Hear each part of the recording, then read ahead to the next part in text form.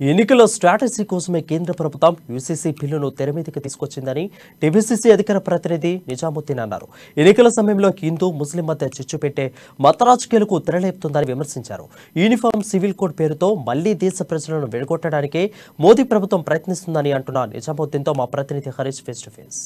వచ్చే శీతాకాలం సమావేశంలో కేంద్ర ప్రభుత్వం యూసీసీ బిల్ తీసుకురాబోతుంది. దీనిపైన కూడా దేశవ్యాప్తంగా కూడా చర్చ నడుస్తుంది. పలు పార్టీలు కూడా దీన్ని వ్యతిరేకిస్తున్న సందర్భాలు కనిపిస్తున్నాయి. నిన్నే కేసీఆర్తో కూడా ఏదైతే ముస్లిం సంబంధించిన ఎంఐఎం సంబంధించిన అసదుద్దీన్ ఓవైసీ కావచ్చు, ముస్లిం పెద్దలు కూడా భేటీ అయిన పరిస్థితి ఉంది.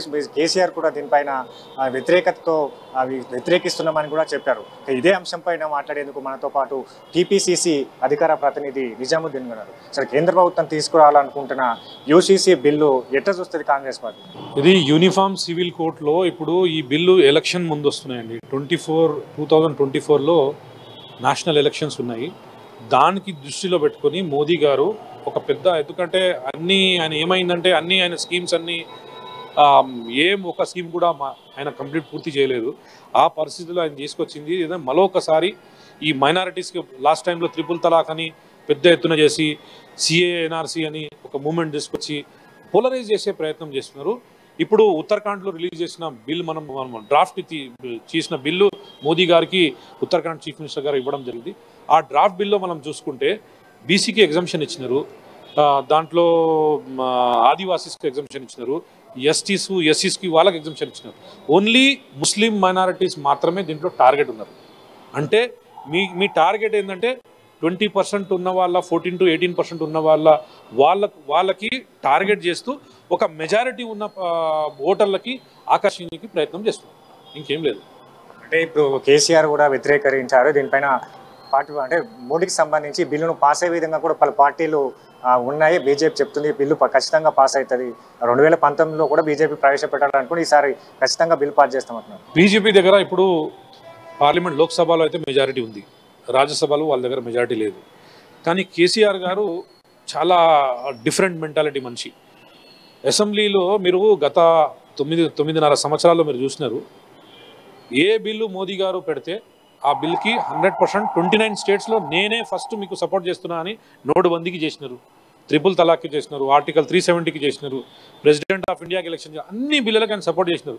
ఇప్పుడు వ్యతిరేకిస్తున్నామని మాకి చెప్తున్నారు, కానీ ఆ రోజు వాళ్ళు అబ్సెంట్ అయినా దానికి సపోర్ట్ చేస్తారు ఇండైరెక్ట్లీ. ఎందుకంటే కేసీఆర్ గారు బీజేపీకి సపోర్ట్ చేయకుండా ఆయన తెలంగాణలో ఉండలేదు. ఒకే దేశం ఒకే చట్టము, దీంట్లో ఉన్న దానిపైన వివక్ష లేకుండా, ఇక్కడ పురుషులు స్త్రీలు అనే వివక్ష, కుల మతాలు వివక్ష లేకుండా ఈ చట్టం ఉన్నదని బీజేపీ చెప్తుంది. అంటే ఈ చట్టం సంబంధించి ఎట్లా ఉంది, అసలు ఈ బిల్లులో ఏమేమి ఉంది, మీకు దీనికి సంబంధించి అంటే ఈ భిన్నత్వంలో ఏకత్వానికి సంబంధించి ఈ చట్టం ఉంటుంది, ఒకే చట్టం అని బీజేపీ ప్రభుత్వం చెప్తుంది. అంటే ఎట్లా ఉంది ఈ చట్టం? ఇప్పుడు మీరు క్రిమినల్ ఐపీసీ ఉంది, క్రిమినల్ సిఆర్పిసి ఉంది. క్రిమినల్ లాస్కి సివిల్ లాస్కి చాలా డిఫరెంట్ ఉంటుందండి.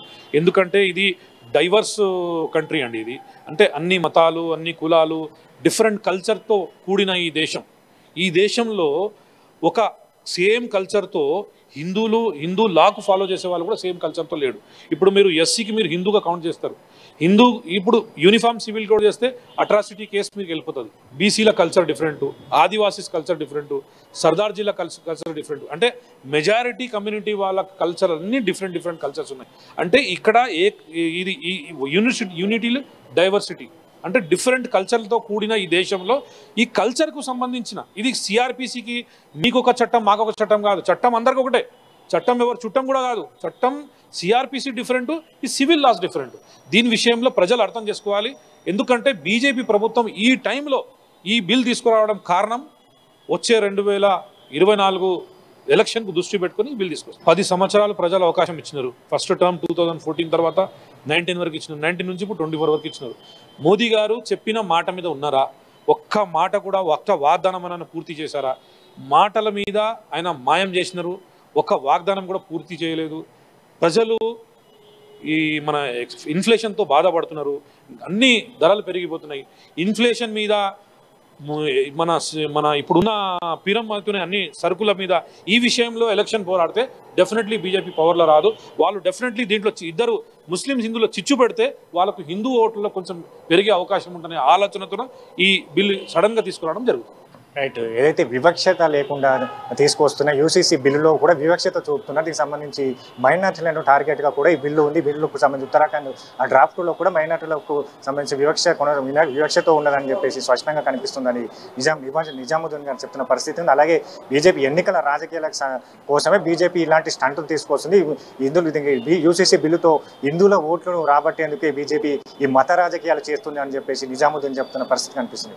100% మల్లేష్తో కలిసి హరీష్ అమ్మాని హైదరాబాద్.